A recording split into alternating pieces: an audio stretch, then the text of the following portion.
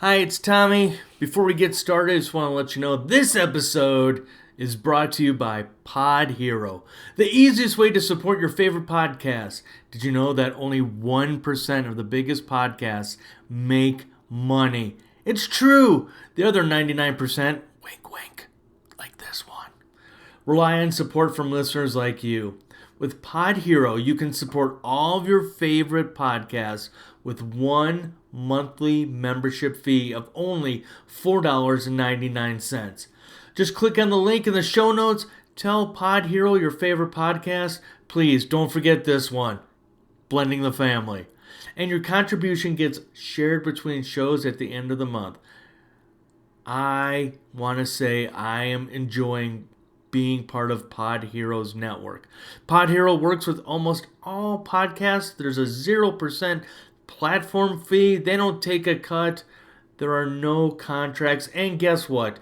You can try it for free for 30 days. Pod Hero. Tell them Blending the Family sent you. Welcome to the podcast known as Blending the Family. I am your host, Tommy Maloney. Welcome to episode 159 with my guest today, James Lopez, the founder, the creator of Fatherhoodislit. I am super excited to have James on this podcast. More about James in a moment.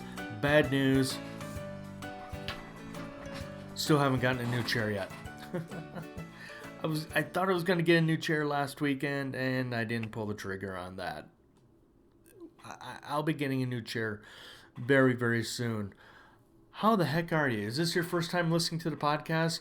What I like to say, what the podcast is about, the little tagline we use and have used, and it's on the business cards. It's from divorce to dating to the big day, marriage. But there are other things in between we talk about on this podcast. How to create a blended family. What's a good wine on that first date after, months of your divorce. You've become a new person and you're going out on that special date for that first time. What's a good wine? Me personally, I'm a cab. I love Cabernet. Tempranillo. Tempranillo. I'm a huge fan of Tempranillo. So those are some of the topics we have on this podcast. So thank you for coming by. Thanks for listening. And please leave a rating and review. Mostly leave a good rating and review. Whew.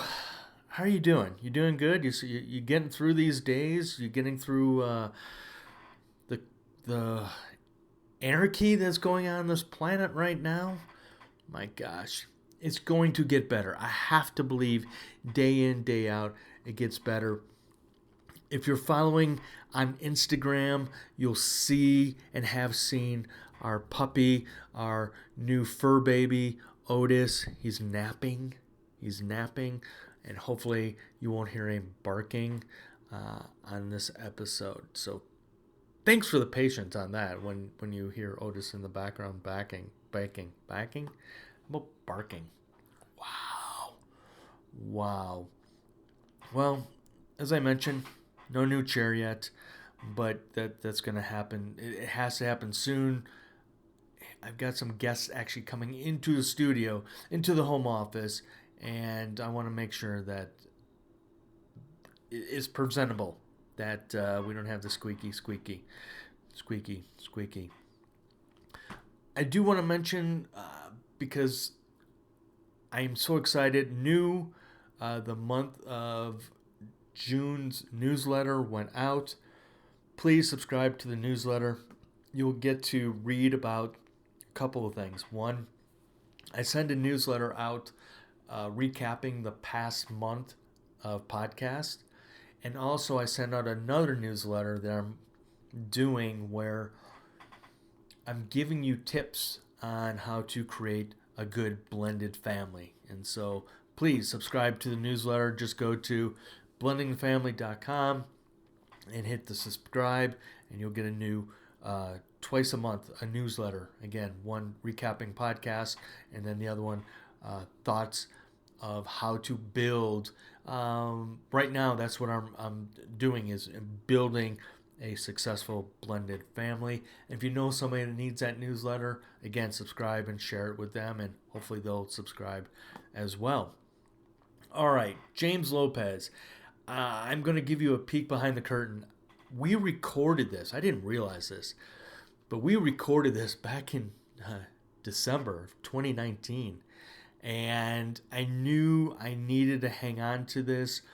We're getting close to Father's Day, and I had a blast with James. Find James on the Instagram at Fatherhoodislit. Fatherhoodislit. Well, who is James? Well, James is a father of three, technology entrepreneur, helping cool dads live their best life and helping brands connect to real fathers. He is the founder of the let me take a step back. Hashtag Fatherhoodislit initiative via his organization Cool4Dads LLC, and co-organizer of events with the New York City Dads. We've had Matt Schneider on this on this podcast, who created New York City Dads. James is also part of City Dads Group. He blogs. He helps dads find cool events at Cool4Dads.com. His work has been featured in Good Morning America, the Tamron Hall Show, New York One, USA Today, Black Enterprise, TechCrunch, Fast Company, Blavity, Blavity, many, many more. I had so much fun with James. Again, James is heavy on Instagram, and it's fun to watch. And one of the things we talked about on this episode with James is that I kept telling him I'm not jealous of him because he gets to work from home. He gets to spend a lot of quality time with his kids. It's more of striving for what I want to do, and hopefully other dads will also want to accomplish the ability of staying home, being able to be with your kids on a regular basis, now more than ever, okay? It is important that as men, as dads, that we are communicating with our kids. We're having dialogue with them about what is going on in the world right now, and having open and honest conversations with our kids. Not lectures, conversations, okay?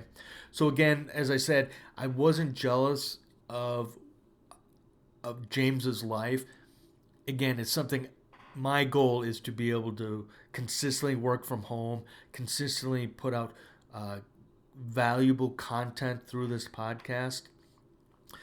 I wanted to also ask James, hey, what does Fatherhoodislit mean? What's the meaning behind that? Who are his dad mentors? Cool4Dads.com. Check that out as well.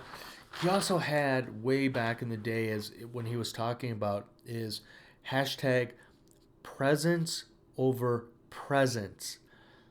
Presence over presence. So be there for your kids versus giving them toys. Does that make sense? So being in the moment with your kids versus, giving them stuff.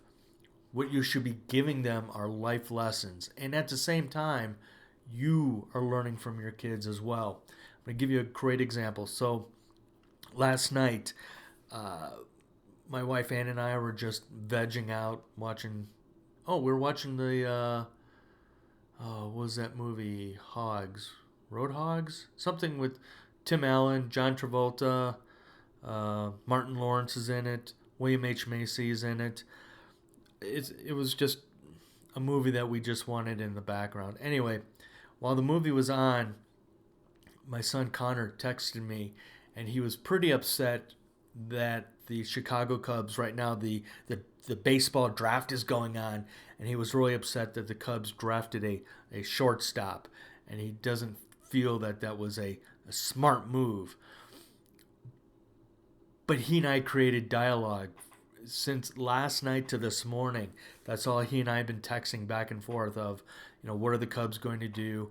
Also, because of he and I texting back and forth, we think that we found another path for him as far as maybe getting into uh, sports management, as far as being part of the front office. And so we're going to start thinking of ideas on how to get him an internship, not this summer, but the following summer maybe, to work in a maybe a baseball organization, could be a hockey organization, could be a NFL organization, or even minor league of some sort. So I was like super excited that he and I were having this dialogue back and forth last night, and so that's part of being a parent. That's what part of being a dad is. Having conversations and different conversations and having. Um, Sorry, that's my work computer, work phone going off. But anyway, I digress. That's why it's important to have open conversations and talking with your kids. It's fun. It's fun. You just don't know what's going to come out of it. So anyway, so James Lopez, founder, creator of Fatherhoodislit, is on this podcast. So again, like I said, we recorded this back in December of 2019, and this is way before what's going on right now as far as um, the passing of George Floyd, the coronavirus. Uh, I think it was like a couple days after Christmas when we recorded this. So there you go. James Lopez, Fatherhoodislit. Find him on the Instagram. Also check out his website, Cool4Dads.com. I promise. Hopefully next episode I won't have a squeaky chair. All right. Thank you for listening. If you know anybody, preferably dads, that need coaching, not therapy, some coaching, please go to the show notes and you'll see how to find about my coaching program. All right. If this is your first time listening, I usually end the show this way.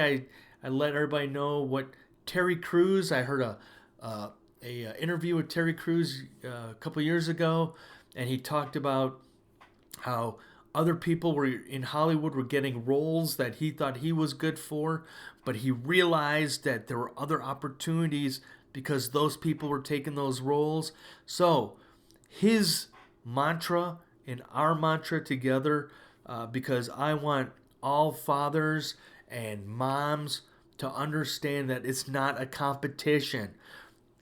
It's not a competition with your former spouse. It's not a competition with other parents, okay? Just remember, as Terry Crews would say, your success is my success. James Lopez, Fatherhoodislit, on this episode 159 of Blending the Family, the podcast. I'm Tommy Maloney. Thanks for listening. First of all, thank you so much for finally agreeing to do this. I know we've had schedule conflicts, but thanks for coming on. Oh, no problem, man. Thank you. Thank you for having me. I know your friend Matt Schneider from New York City Dad's Group had so much positive praise about you, what you're doing. Where did this all start, James? Where did this passion for fatherhood and because for those that don't follow you on Instagram, I mean, it's fun to watch. I mean, you need your own reality show. It is just so much fun to watch. So where did this positive fatherhood is lit start? So it started because I had a previous company called the Fat Startup, where we educated minorities about opportunities in tech. Less than 1% of people in technology are minorities. I happen to be one of them with a degree in computer science and a master's in computer science. So I wanted to do my part and educate my people. While doing so, I was able to take my oldest son to like some really cool trips. Like we would meet some cool people in tech that would hook us up with things. And I just loved having that presence with him, where I would teach him about the startup world, teach him about technology, teach him about entrepreneurship, but at the same time, we're building a bond. So I started telling people in tech that whenever he's with me, consider it that it was a presence over presence time. Um, Mm. and and people started gravitating towards that. Like every time I would put up a picture, like I put up a picture with myself and any tech guy that I interview, and I put my son in the picture, right away people under it would tag presence over presence. And it was like, wow, like this is, people are following me for technology, but they're appreciating the time that I'm having with my son.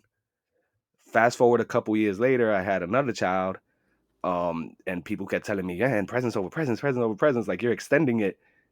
And then fast forward another year, and the company failed. Oh, bummer. And when the company failed, it was 3 years. We were doing really well. We finally cut it off. We all decided to do our own thing. I was trying to figure out what I was going to do next. And people online, they told me what I had to do next, which was to show the world that, our presence mattered. And next thing you know, I'm tagging presence over presence everywhere.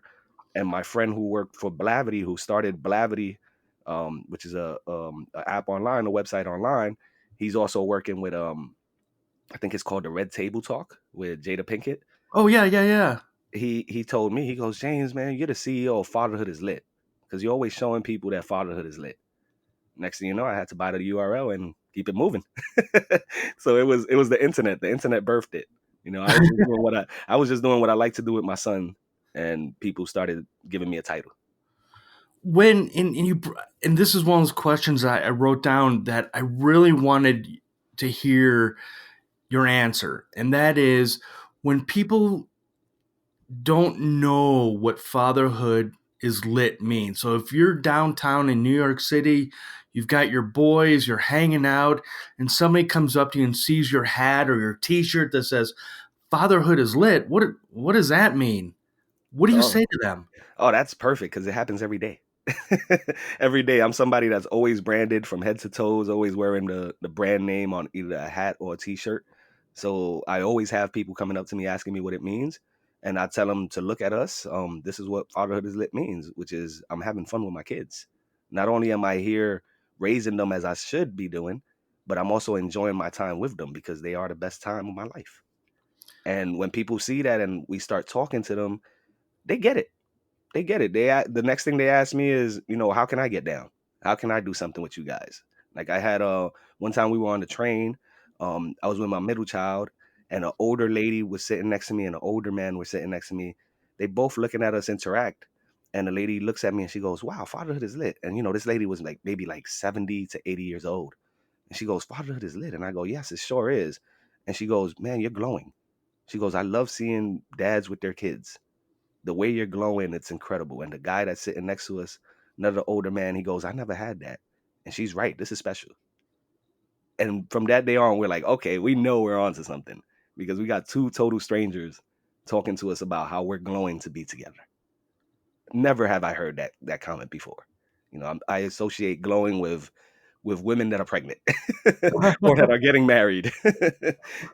And that was one of those moments where it's like, you know what, fatherhood is lit. Well, lit is a slang that we're using in the urban world, but people get it. Like they put two and two together. It's incredible. Like once they see us doing activities, they know exactly what's going down, and it's pretty dope. I think many people or society as a whole is so accustomed to not seeing fathers with their kids Exactly. that once they see you wearing a shirt that says anything about fatherhood, they're hoping for the best, and it works out well. I agree. I mean, when in my first marriage, my former spouse, when my wife was pregnant with our son, we really were looking at cutting, costs. Mhm. And I said, well, let me stay home with him. And she said, well, I don't know how well you would do because you are an only child. You never babysat before. I don't know how this is going to work. I said, on the job training. That's how you become a parent, is on That's the job training.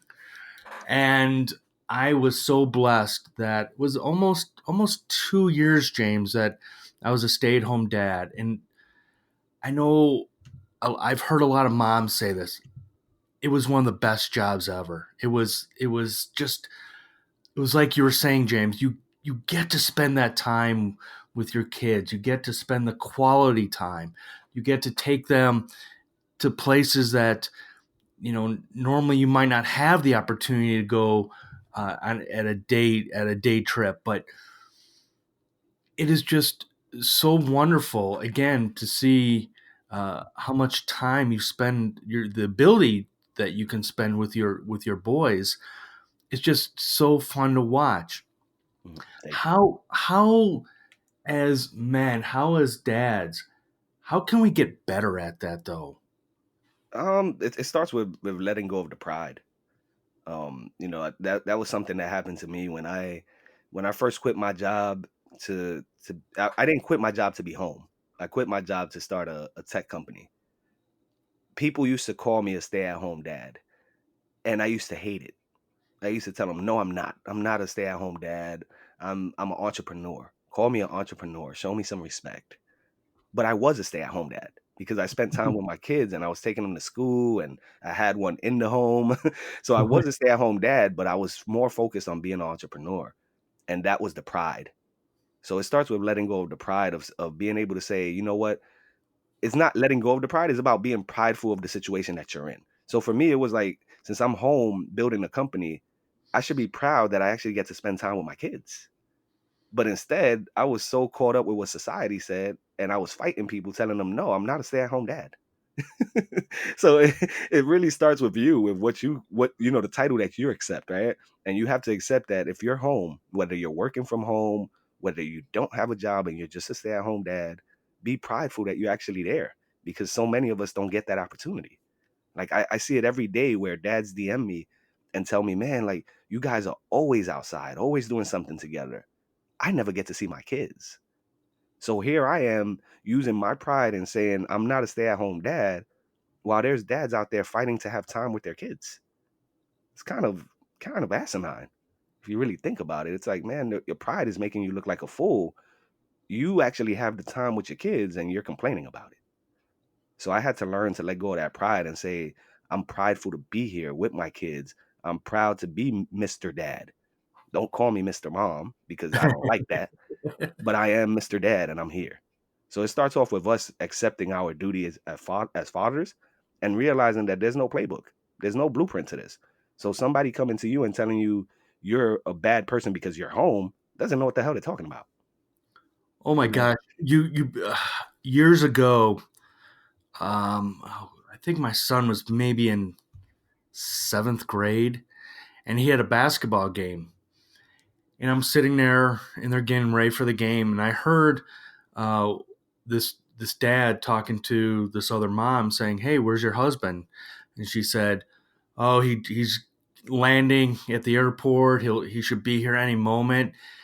And this guy started being, I guess, a guy and saying, "Oh, he should have been here by now. He should be here." And it's like, yes, but as a dad, as a man, as somebody who needs to help support the family, there are times where we're not always able to make every single game.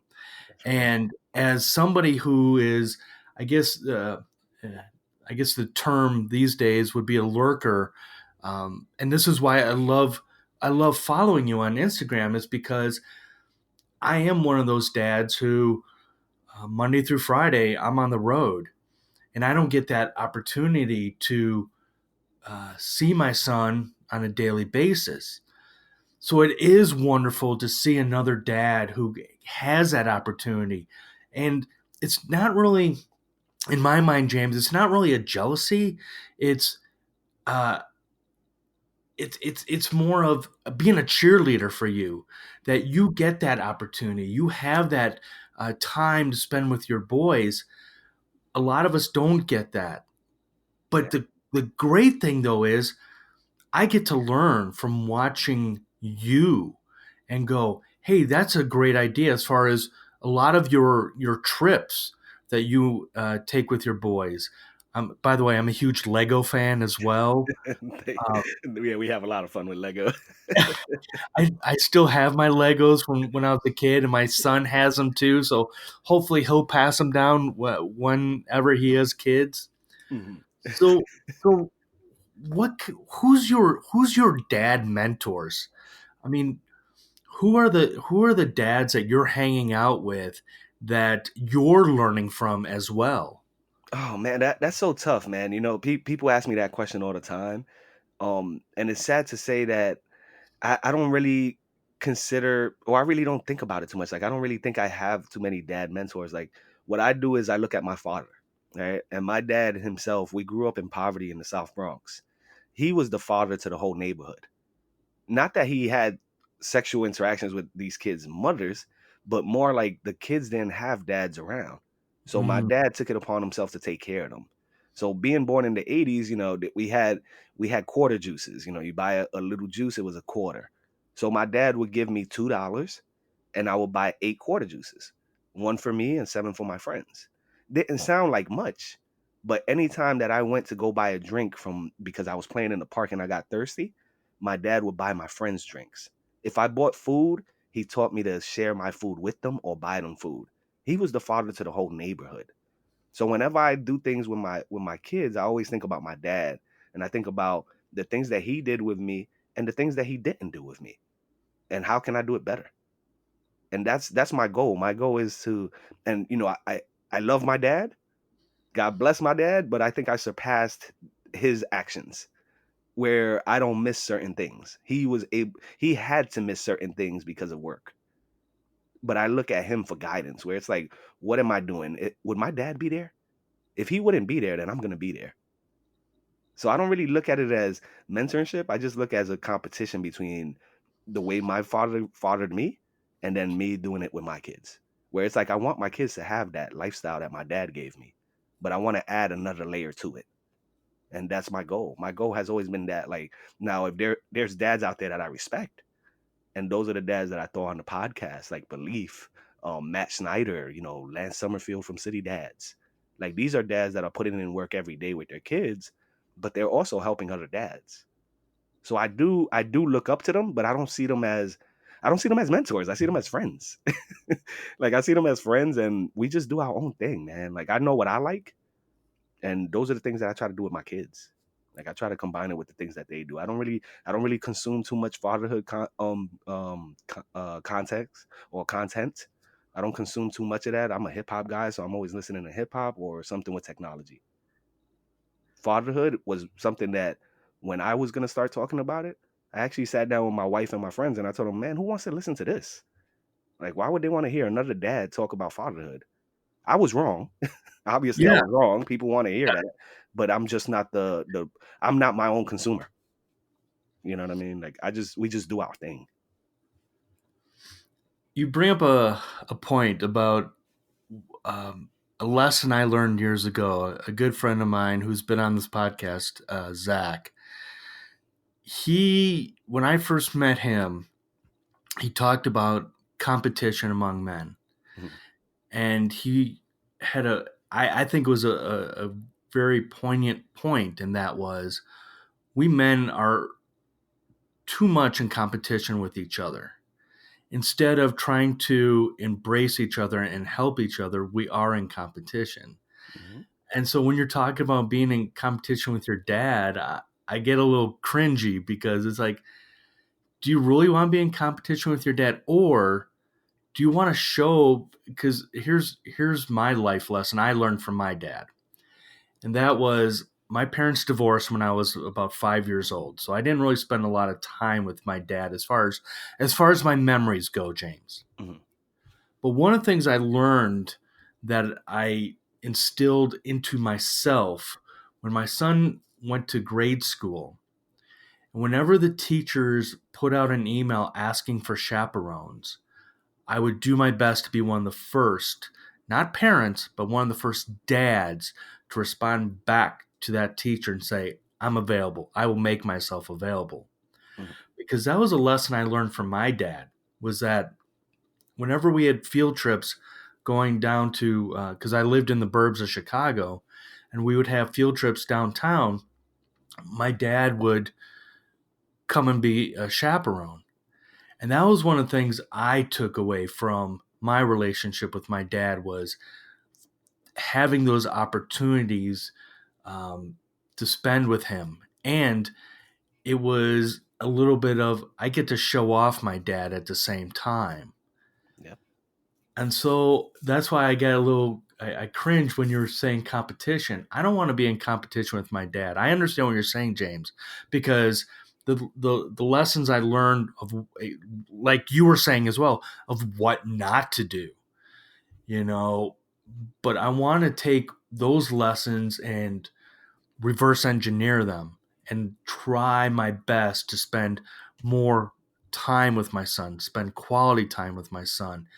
And it is hard for a lot of us dads that, have the uh, day jobs where we don't get those opportunities.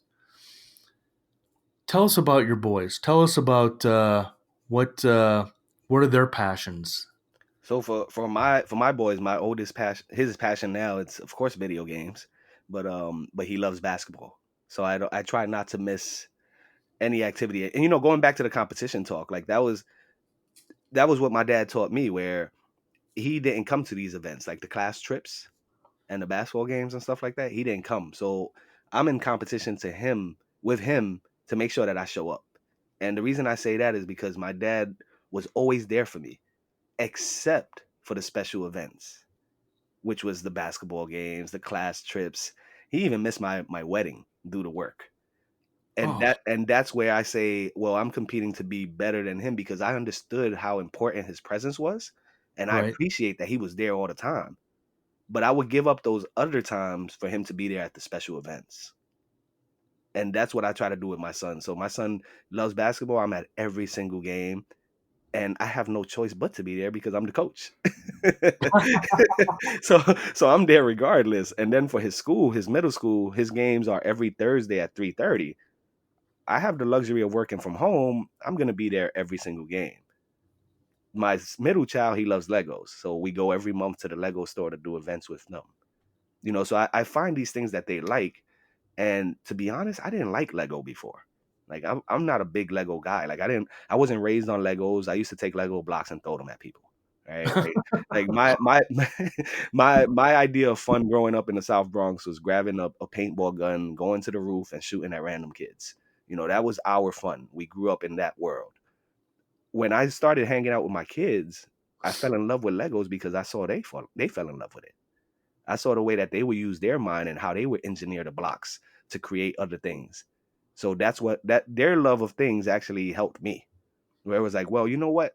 I might not like these things, but they like it. I want to be there. I know that if my dad was in my shoes, he would tell them I'm not going because I don't like Legos. So I'm gonna be there. So I try to take my kids' likes and their motivation, and I try to like mix it up with things that I like to do.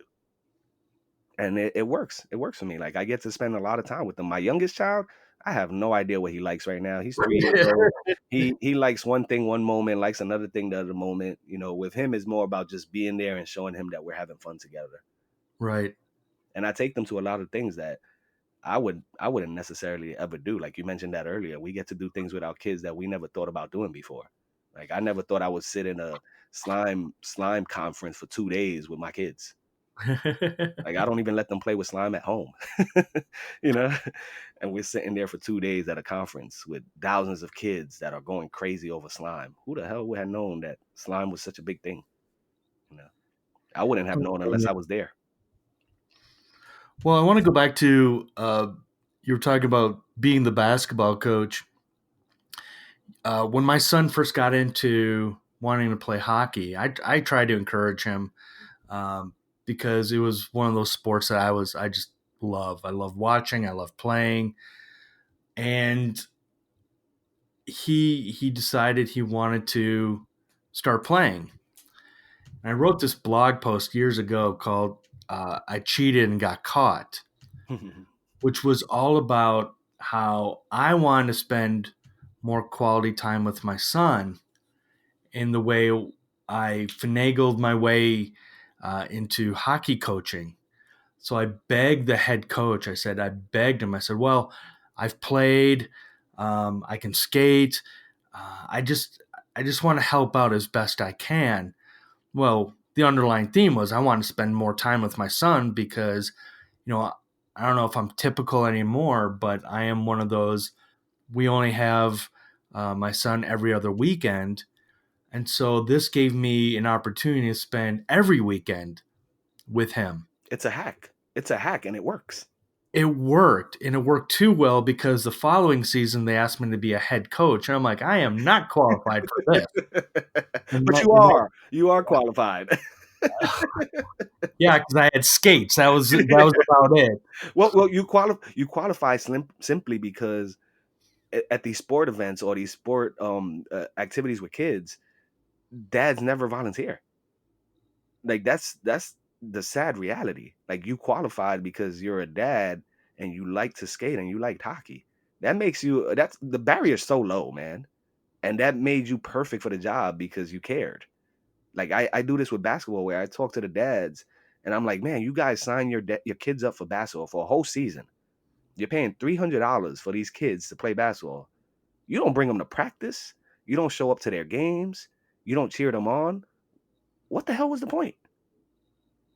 Because they come and they hang out with me instead. And I think that's wrong. I think, as a father, you want to be involved. If you sign them up for sports, you got to show up, man. Exactly. Show up and cheer for them. They'd love that. The same way you said about class trips. They like to show off their parents. Man, my son scores. He's looking right at the bench smiling at me. That's the best feeling of the week. And I don't understand how dads could sign their kids up for sporting events and never show up, man. Like, it's not like I understand it if you're using it for daycare, right?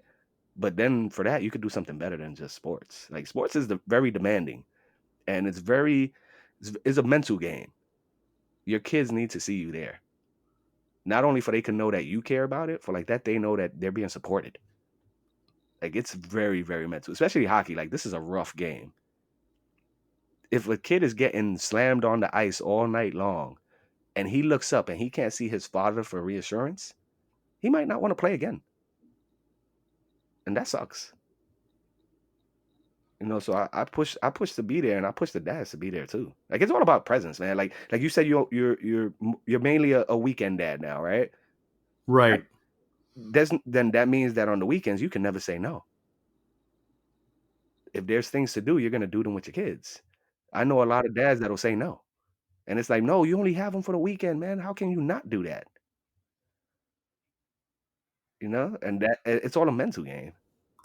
Well, here's the little bit of caveat to that is when I can get the opportunity to have him. So, for example, he's 16 and he works, and there are times where he will work a Friday night, and that's the Friday night where I'm to pick him up. Mm-hmm.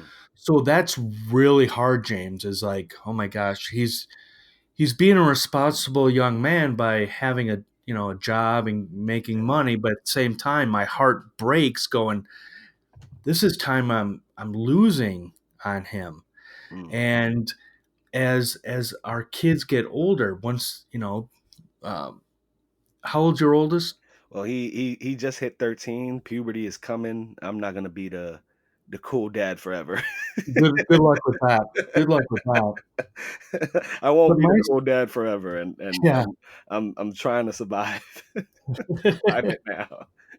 Well, my son is a junior, and so he has one more year left of high school, and that's one more year of getting the opportunities to hang with him. And every weekend that he ends up working and I lose time, it's time being chiseled away where I don't get those opportunities, where I don't get to hang with him and do things. So it's something I learned a rough lesson when I was married the first time, thinking that I will always be able to spend quality time with my son. But after the divorce, that was not the case. Mm-hmm. And so I think to go back to what you're talking about, where with your basketball dads that don't watch their kids, they are losing out so many opportunities. It's like you were just saying, when your son comes by that bench, he's smiling at you, you're smiling back. Those are memories the two of you are creating. How sad is it that, dads don't want to be participating in their own kids' lives? That And, is just heartbreaking. and you know what I think? I think, like, talking to dads, I think that some of them do have the choice and they choose not to, right? But I think it's all about their upbringing and what society has taught them, right? Where it's like you just said it perfectly. I can make this up tomorrow. Like, I could miss today's event to make it up tomorrow, not understanding that tomorrow you could be walking down the street and get hit by a car. Right. Like, it's the educational portion that's lacking. Like, I mentioned earlier that when I wanted to do the podcast, I wasn't going to do a podcast. Like, I wasn't going to start a podcast because I didn't think dads needed to hear me talk, right? Or to hear other dads talk. What I realized was that they did need it because they needed that education. It's like you're giving them the medicine with the candy. So it's like, I'm gonna have this dope person that you really want to hear from. You think they're talking about hip hop, but what they're really talking about is raising their child. So now you get both sides. And it's like they need the educational portion of them understanding that you don't have to be the breadwinner anymore. Like, you could be the breadwinner. That's no problem with that. But you could be more than just the breadwinner. You could be an actual father. And to be a father is not just giving money to cover bills. It's actually being there to help them with their growth. So it's like, even with my own son, I kept pushing the sex talk to the side. It was like, man, I'll do it tomorrow. I'll do it tomorrow. I'll do it tomorrow. That was the stupidest thing I could do because where I came from, kids at 13 years old were already having one or two kids. So what was I going to do? Wait till he had a child? So we had the conversation earlier, but it took me a while to finally open up and say he needs this education, and I'm the only one that could serve him this education the way that I feel he needs it. And I got lucky because when I spoke to him, I told him, hey, what's sex? The first thing he told me was, in school, they taught us that sex is when people like to drink a lot. They drink a lot and then they disappear to a room. What the hell are they teaching you? What are they teaching you? So it's like, it's up to us to actually remember that, once again, there's no blueprint, but we actually do matter and we don't want to be there late. Like, my dad now, he's at everything that we do. I love that he's there all the time. But damn it, he missed the wedding. He missed the graduations. You can't get that time back. We're No. not we're not replaying this. Hopefully we'll never have to replay another wedding in our lives. You missed it already. It's over. Now you have to live with that. I don't want to live with that. I don't want to live with knowing that I had the opportunity to be there and I chose not to be.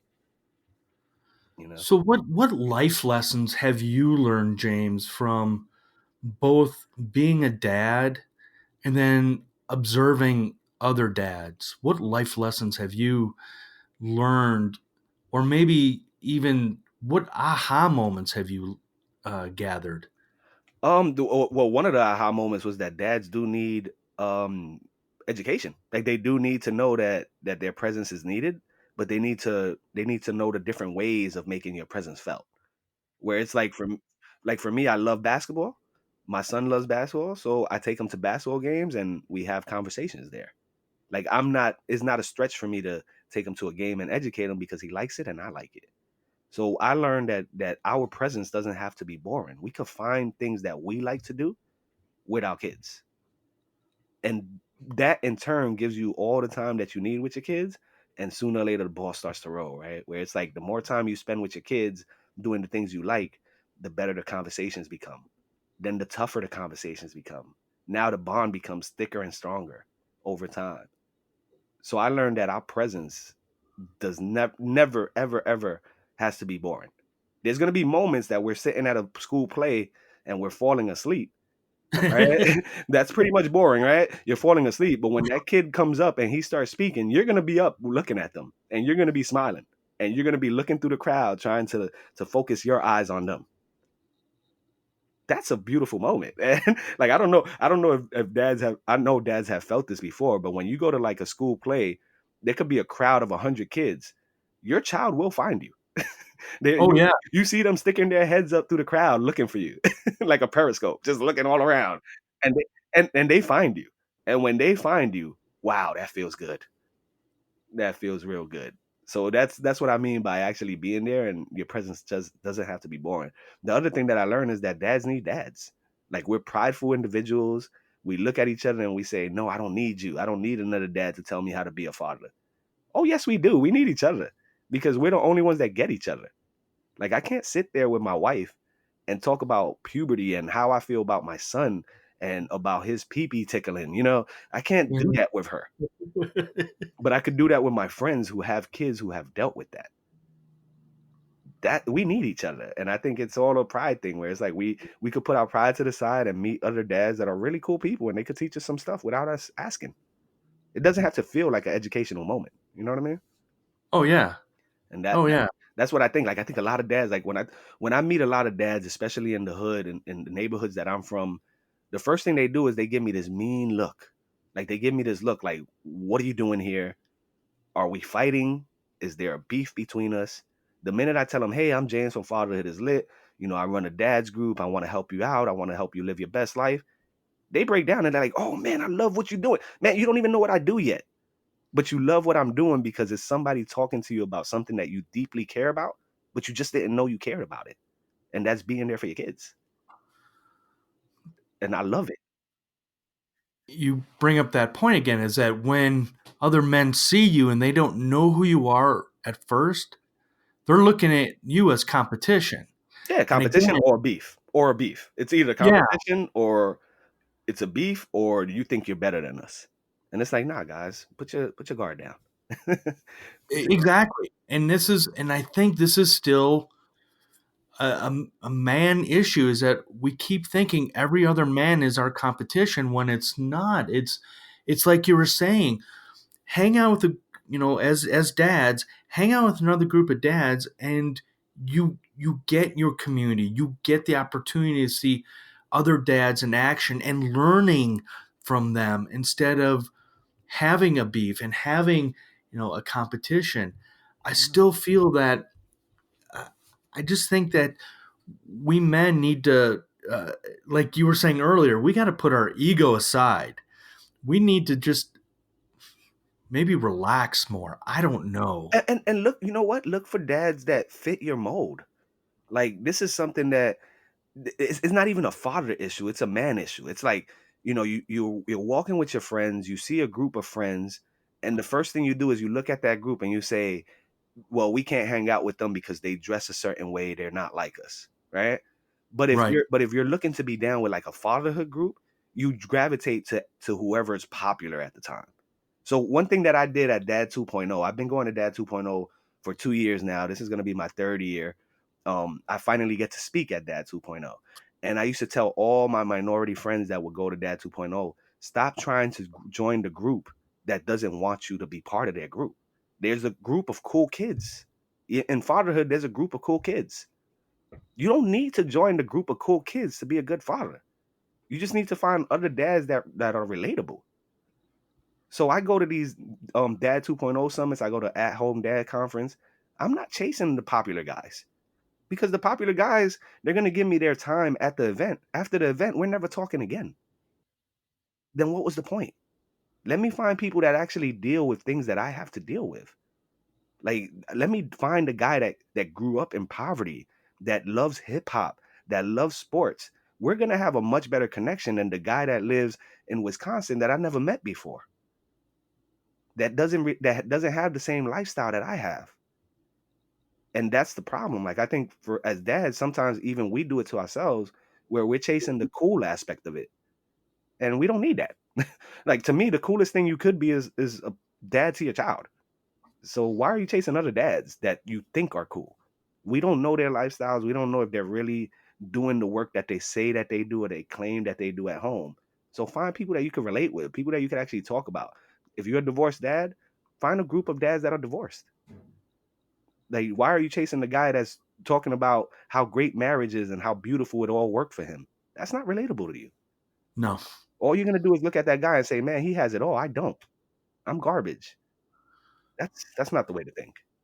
Well, when we compare, we fall in despair. Exactly, and it's worthless.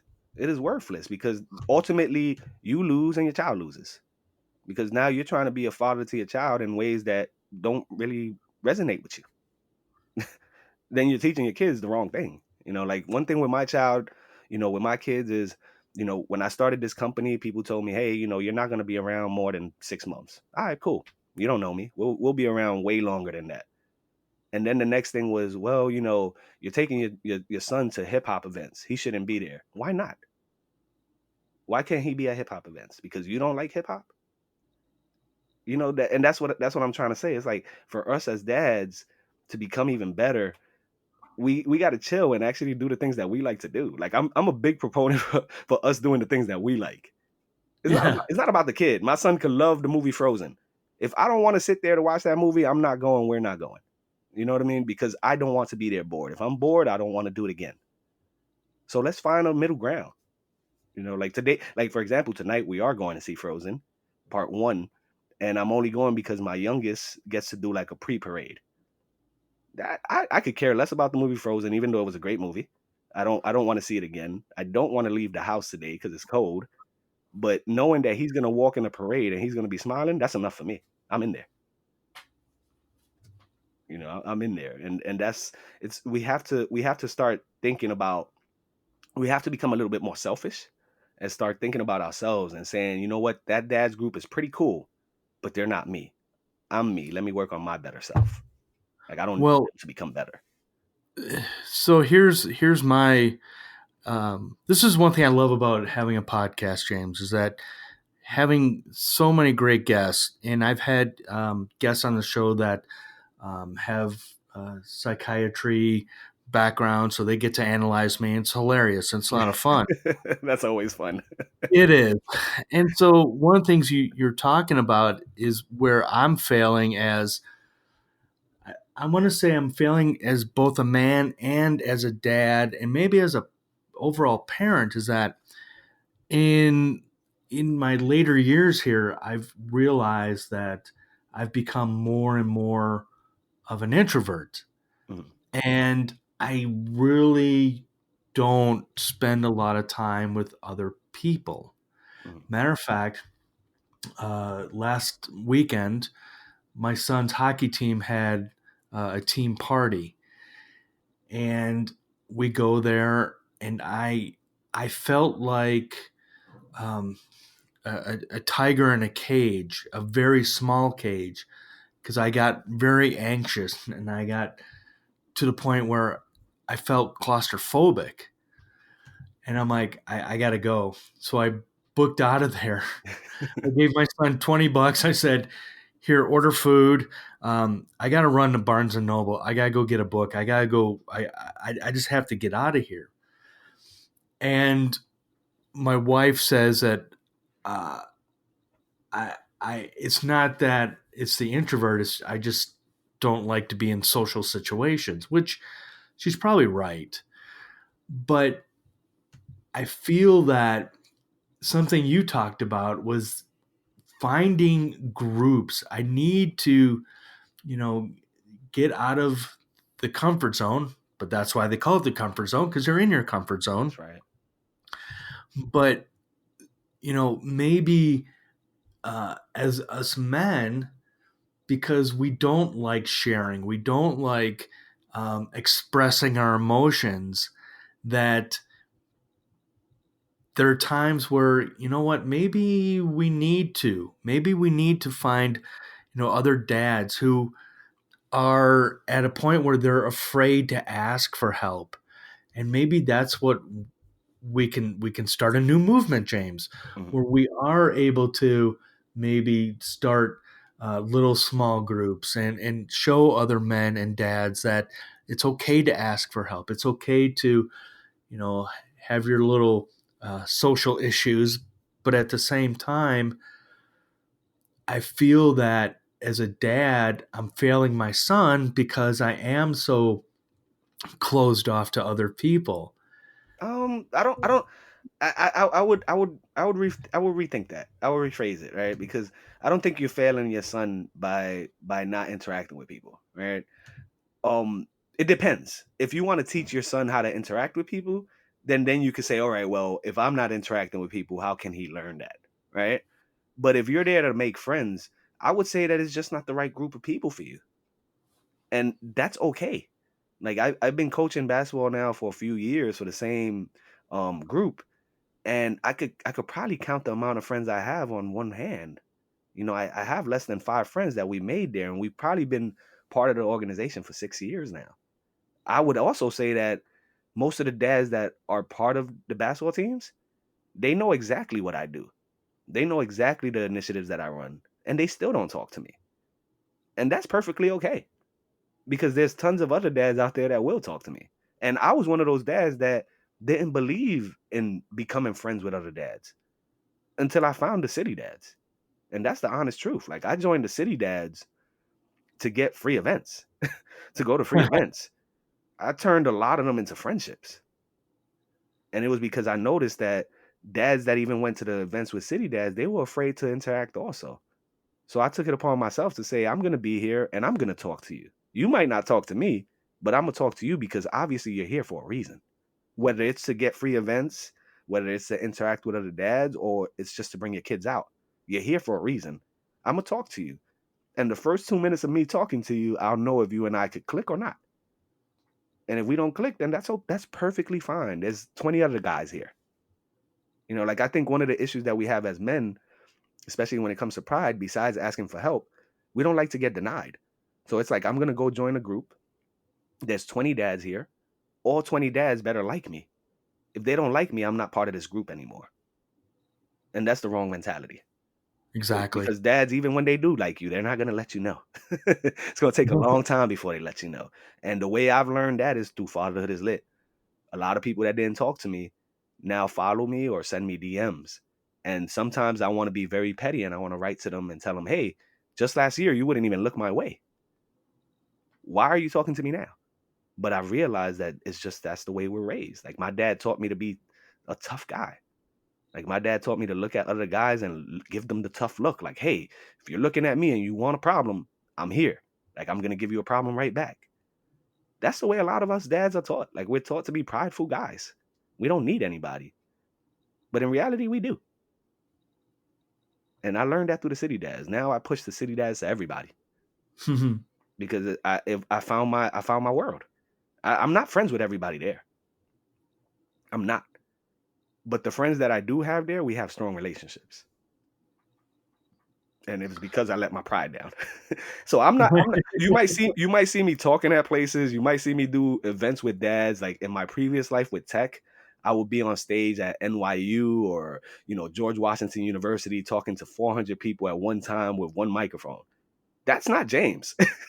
James is a shy dude that likes to be in the background, just hanging out, put my back against a wall and just soak in the environment. But I've learned that people need somebody that's going to step up and talk. Right. So when there's an event that there's nobody talking, I'm going to talk. I'm still scared shitless though, man. Like I still am. Like I'm doing Dad 2.0 in February. I guarantee you the first 2 minutes are going to be rough. I'm going to be shaking. I'm going to be nervous. After those 2 minutes, it's on.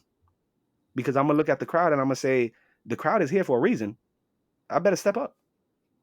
Well, the crowd is there to support you as well. Yeah, and I'm going to do my best to show them why it was perfect for them to be there to support. Like I'm going to give them what they need. I was super bummed years ago. I was supposed to go to Dad's 2.0 in San Diego. Mm-hmm. I was in Connecticut for work and we got hit with a blizzard. And so I wasn't able to get out of there and go to San Diego. So hats off to you, James. And I hope you do really well. I know you'll do well. I hope so too. If not, I'll let my son write a diss track or something in hip hop. He could talk smack about me. I'll give him the material. So James, how can moms support dads and vice versa? How can dads support moms? So empathy. It starts with empathy. That's the number one for both groups. For mothers, let the dads parent. Give them a chance to make mistakes. Give them a chance to do greatness. Right? Like sometimes you go to a park And this happens to me on occasions. I'll be at the park with my kids.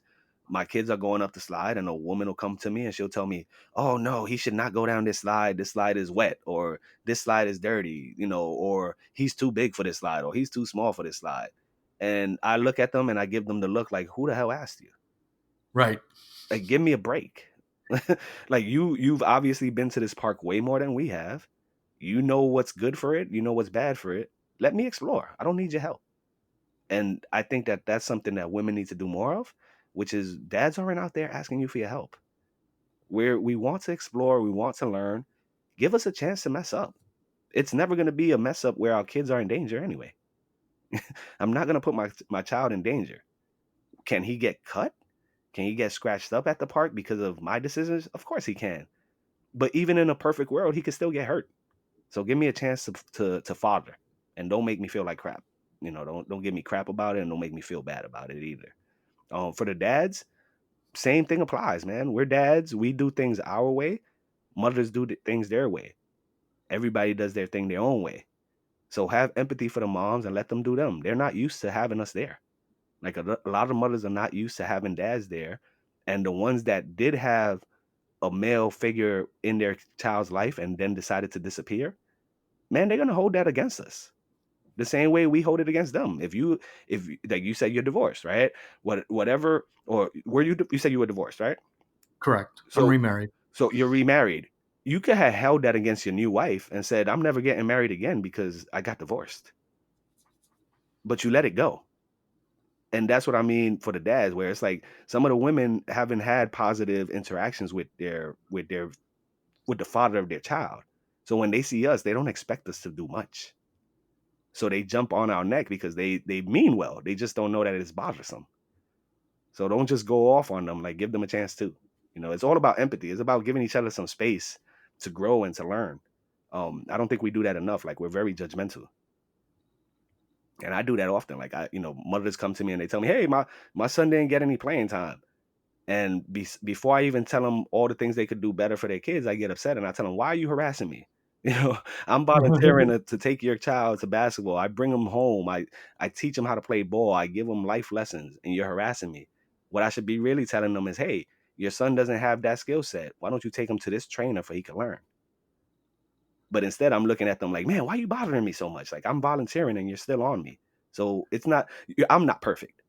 But what I try to do the most of is to have empathy for others. Like, I honestly sit there and I gauge people and I look at them and I say, what things could they have been through that might affect the way that they treat me? And then I work from there. If the person's a total jerk and mean, whether it's female or male, then I give them that same energy. But there's times that people are mean because of their previous lives or the things that they did right before that, their experiences. So you got to give people a little bit of space. And I think that works for both mom and dad. Give each other some space. Give each other space to actually learn and mess up a couple times. That's the best thing I could do for a mom or dad. So how do you and your wife complement each other? I Man, we're very straightforward. Like, there's things that she does that I won't do. When it comes to like parenting and household, and we talk about it a lot. We still fight about things. We still argue over certain lessons. Like, sometimes once again, I'm a basketball fan. My son gets on my nerves when he doesn't show up to the basketball court and gives it his all. My wife will sit me in the car and tell me, "Hey, James, like, the way you talked to your son today just wasn't it. You're making him feel bad instead of encourage him to do better." So at first I would argue with her and tell her, "Man, you don't know anything about basketball. You don't know anything about father sons. You don't know anything about boys." But she was right. There was times that I was ripping my son up instead of actually trying to teach him something. So we complement each other where we come in and we tell each other the things that we don't want to hear from each other. Like, she honestly tells me when I'm messing up. And once in a while I get upset. Other times I look at it, take a quick little breather. Hour later, I'm coming back to her telling her, "Man, you were right. Let me go talk to Jaden. Let me go talk to my son because you were right." And vice versa. When I see her do things like, I don't know how she does it. My wife has a special ability, a superhero power that all three of my kids could be right next to her screaming, "Mom, mom, mom, do this, do this, do that." She could ignore them. That's when I usually go crazy and I tell her, yo, what are you doing? Like all three of them are yelling at you. Tell them to shut up. Like, I can't do that for you. You have to tell them to shut up. And she gets mad and she's like, oh, I didn't even hear them. And it's like, how the hell you didn't hear them? So, it goes both ways. That is a mom superpower right there. Man, you dealt with that too, man. I don't know how to do it. Oh yeah. Oh yeah. I don't know how to do it. My son whines and it's like I give him that old line of, hey, you're crying for no reason. You want me to give you a real reason to cry? And she'll look at me and she'll be like, no, James, that's not it. That's not the way to do it. And it's like, yo, but tell him to shut up. Even when I say shut up, it's wrong. It's like, no, you cannot tell him shut up. You have to say be quiet. And it's like, no, F that, shut up.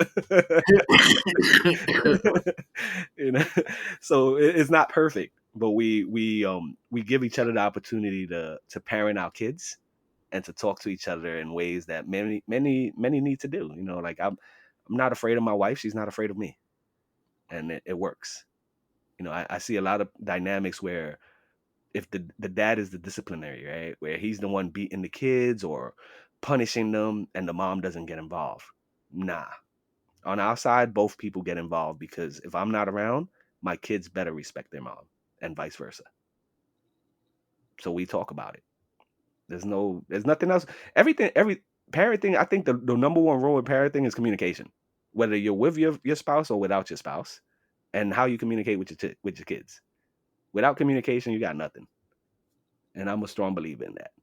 I agree. Totally agree with you. And that's where the underlying theme right there is what you said, James, is that even if parents are divorced, the kids need both mom and dad involved in their lives. Yeah, exactly. They do. And I mean, forget about the studies. The studies show that. Mm-hmm. But reality, like we see it. We see it. Like I've been to school trips where the dad is always there, or like school events and the dad is always there, and I've sat there and dads have told me, man, my wife isn't around enough, or the mother of my child isn't around enough. Like I'm the one doing all of these things, and it's like, all right, cool. What we gonna do to help her then? Like how we gonna get her involved? Because I don't run Motherhood is Lit. I run Fatherhood is Lit. So I deal with the dads. So it's how do we as fathers now encourage the mothers to be more involved? Because my wife is a teacher. She can't be as involved as I am because I work from home. But there's moments when I tell her, yo, today you're going to have to miss work. You're going to have to miss a day of pay because your son is getting an award at school. Well, James, you're going to be there. No, we're both going to be there because he needs to see you too. It goes both ways. And it's tough. It's tough. Like I get it. Some of us just can't be there all the time. But you better be there for the most important moments, because those are the moments that the kids remember the most. Like I'm about to be 40 years old, and I can't stress it enough, man. I talk to my dad all the time, and I hit him every single time. Dad, you didn't come to my wedding. Dad, I graduated from college twice. You didn't come. I mean, to either of them, and I am your son. I am your only son. He'll tell me, but Jimmy, I was there for your skateboarding events. I bought you these expensive skateboards and sneakers and rollerblades. And to me, it's like, yeah, but you still missed the three importance that are the three most important events: graduating college and marriage. I'm not doing these things again. Not for you, at least. And it's one of those situations where it's like, yeah, we're bound to mess up. But if it's like stocks, like you buy stocks, you buy 5 stocks, the goal isn't for all 5 of them to make it. You want 3 or maybe 2 of them to make it so big that the other 3 are outshined when they lose. And that's the way I treat parenting, where it's like, I might not make it to your basketball game against your best friend, but the championship game, I'll be there. Nothing's going to hold me back from that. And I hope that by me being there at the championship game, it trumps all the other times that I didn't make it. And so far, so good. And it's working for some of the dads. I know dads can't be there all the time, man. It's impossible. We're just not wired for that. Not yet. But don't miss the best events. My wife, and that's the thing with my wife. Like, my wife is not afraid to jump on a TV show and tell the host, I can't do what my husband does. I can't be there for my kids every day. I might want to be there 2 days out of the week, but 5 days out of the week, no, that's not me. That's him. And I'm cool with that. I'm cool with knowing that I'm the one that wants to be there 5 days a week. And I'm cool with knowing that she's not built for that. Like, she's built for 2 days. You know? It's just the way the life is. I'm lucky. You are. And like I said, from my point of view, it's not a jealousy thing, James. It's fun to watch, and it's fun to learn of, what a positive dad looks like, what a positive um, interaction with your kids looks like. And so I hope others, after listening to this episode, will follow you on Instagram and just see, how valuable your time with your kids is. And it's just, again, I'm super blessed that I have had opportunities to spend with my son, and I look forward to, more opportunities. And the fire in my belly these days is to be able to do what you're doing, and that is not have to worry about necessarily a 9 to 5 job, but to be closer to home where I can have more opportunities to spend with my son. I'll give you one thing that could help too. Like, you as a dad of an older child, my son is not at that age yet. He's only 13. But one thing that could work for you really well is what I call like that Uber dad moment, right?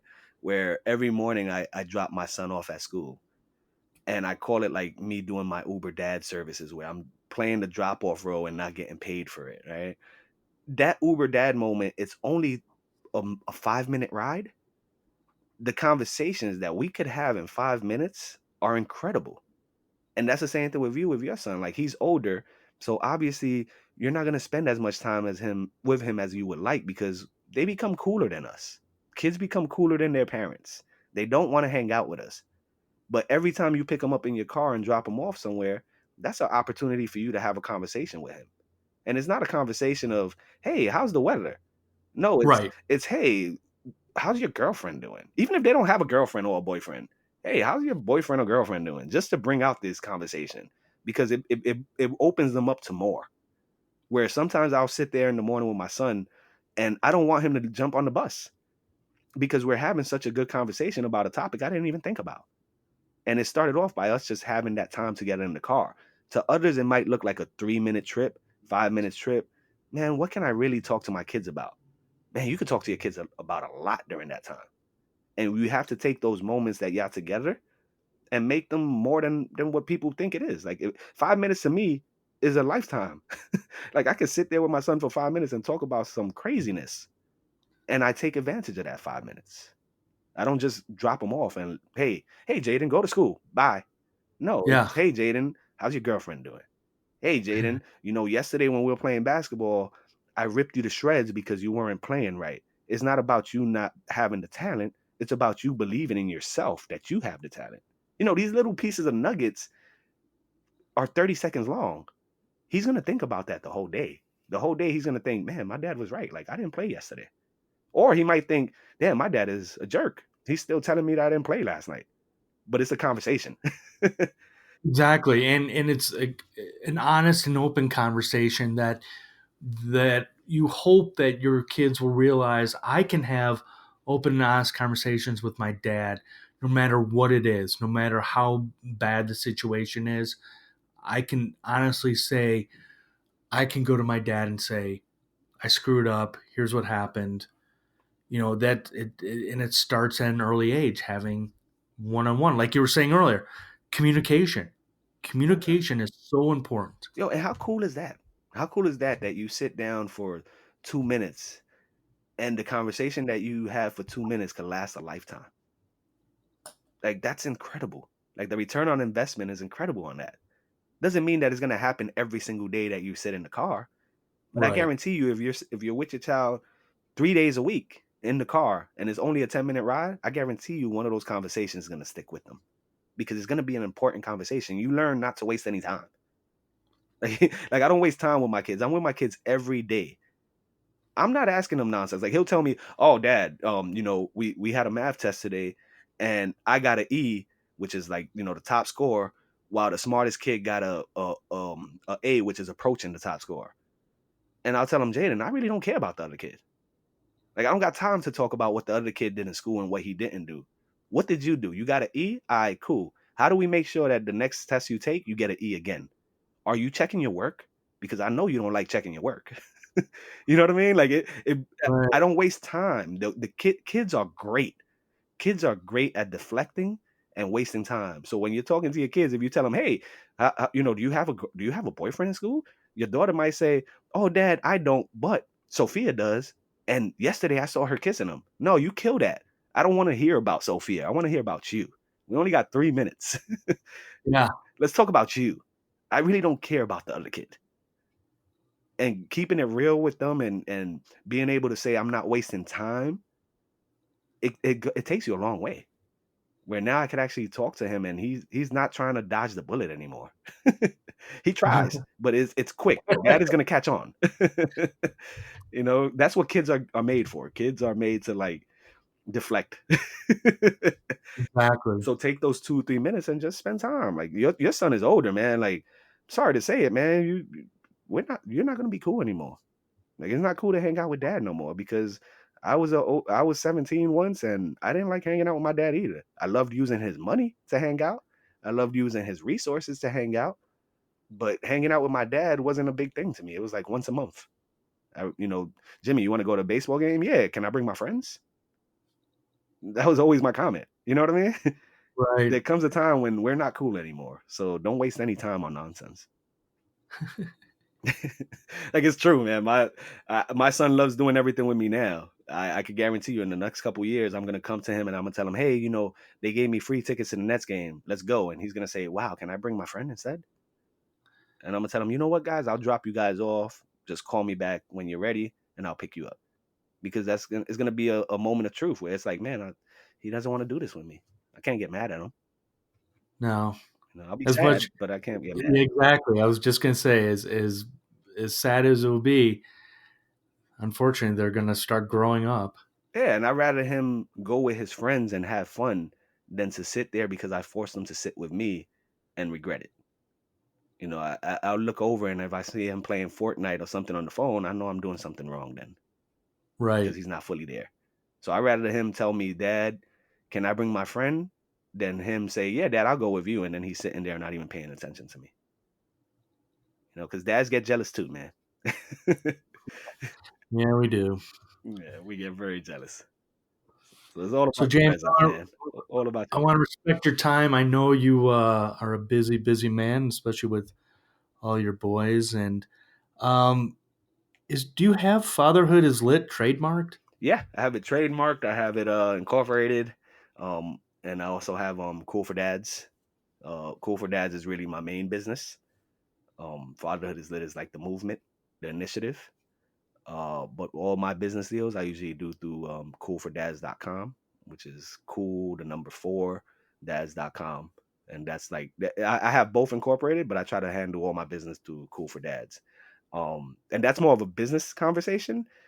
But the reason I did that was because I knew the world I was operating in. It's much easier for me to go to a brand manager and tell them, hey, I run Cool4Dads than Fatherhood is Lit. Fatherhood is Lit right away. I have to explain certain things, and sometimes we're looked upon differently. Like the reason Fatherhood is Lit works for me is because I keep it real. And the realest thing I could tell you is that when I go to a business, if I was to put up Fatherhood is Lit, Cool4Dads, and not give you a description, you're gonna go with Cool4Dads because that's the way the world is built right now. You know what I mean? What was the interview that you were scared they wouldn't let you wear your? I don't remember which Oh, T-shirt you're wearing. oh, so we did the Tamron Hall Show.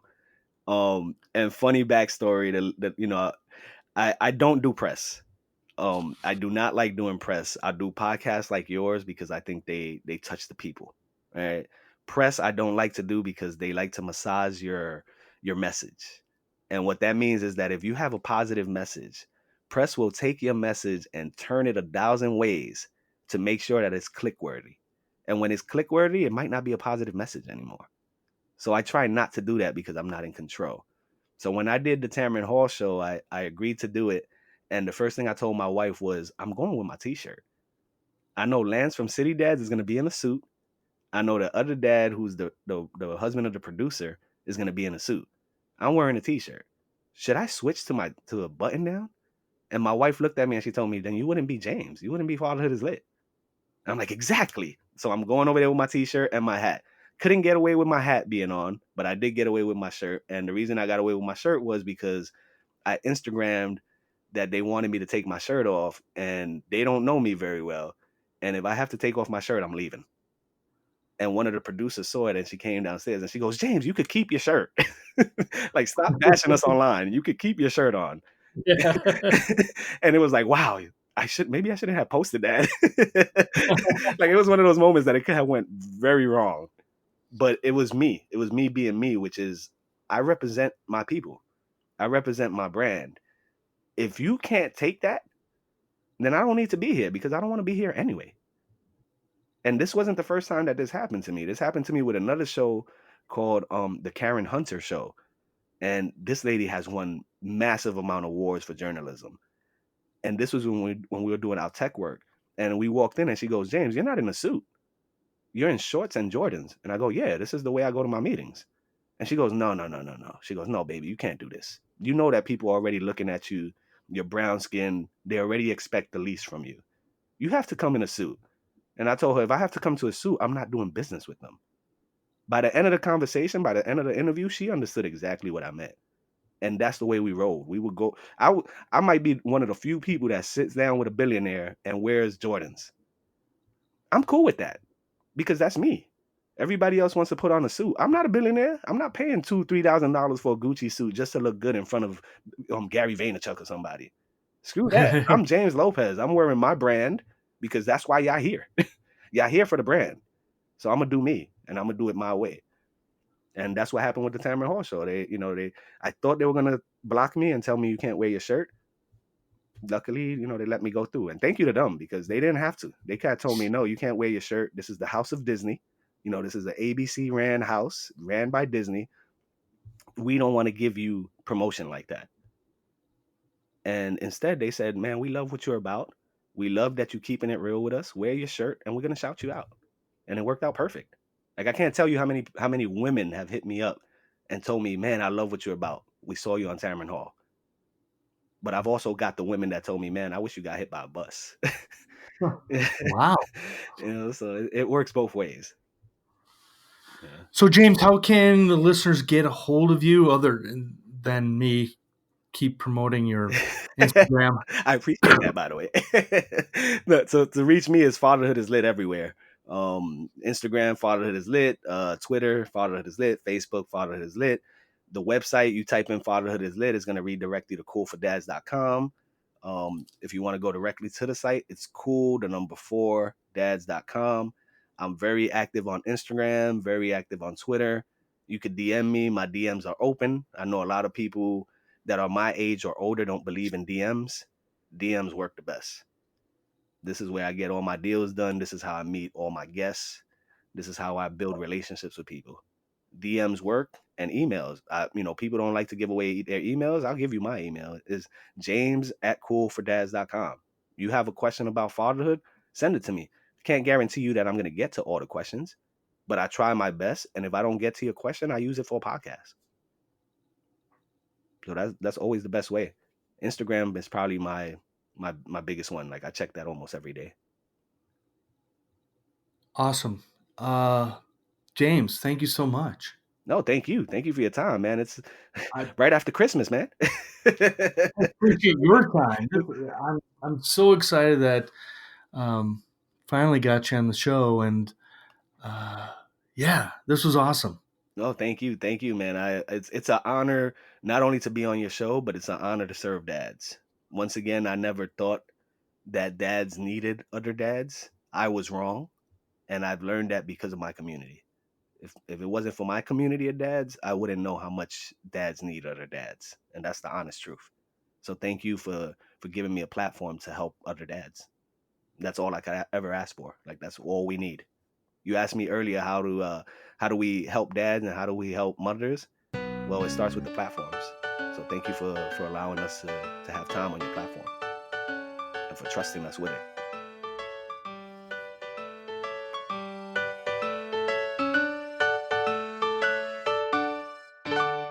Wait, before you go, please, one more time, give a shout out to our sponsor. This episode was brought to you by Pod Hero, the easiest way to support your favorite podcasts. Did you know that only 1% of the biggest podcasts make money? I'm not even in the 215. I don't even like milk. That's a little milk joke. But it's true. The other 99% rely on support from listeners like you. With Pod Hero, you can support all of your favorite podcasts, and hopefully I am one of them, at a low monthly fee of only $4.99 a month membership. Just click on the link in the show notes for this episode. Tell Pod Hero your favorite podcasts. Again, Blending the Family, that's what you just listened to. Please, please make sure I'm your favorite. Okay? Your contribution gets shared between shows at the end of the month. Pod Hero works with almost all podcasts. There's a 0% platform fee. They don't take a cut. There are no contracts. And you not only get a 30-day free trial, you get my undying, devoted love for the rest of your life. Pod Hero. Thanks for listening.